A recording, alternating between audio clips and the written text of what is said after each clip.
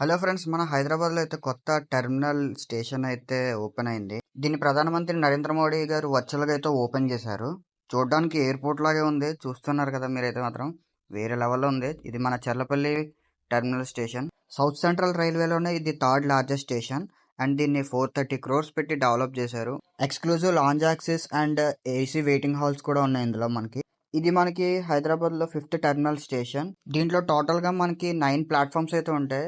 Entrance వేరే separate పెట్టారు and exit అయితే ఇంకో డైరెక్షన్లో ఉంటుంది మీకు. చాలా బాగుంటుంది, నీట్గా అయితే ఉంది స్టేషన్ మాత్రం. మీలో ఎంతమంది అయితే స్టేషన్ని విజిట్ చేశారు కింద కామెంట్ సెక్షన్లో నుంచే చెప్పండి. మన సంక్రాంతికి అయితే మాత్రం చాలానే స్పెషల్ ట్రైన్స్ ఇదే స్టేషన్కి అయితే వేశారు. సో నేను ఆ టైంలో అయితే ఎక్స్పీరియన్స్ అయ్యాను. ఎగ్జిట్ పరంగా మాత్రం చాలానే డిసప్పాయింట్ అయ్యాను. ఎందుకంటే ఇన్ని కోట్లు పెట్టి డెవలప్ చేశారు కానీ ఎగ్జిట్ మాత్రం అంత బ్యాడ్గా ఎందుకు ప్లాన్ చేశారు నాకు ఇప్పటికీ కూడా అర్థం కాలేదు.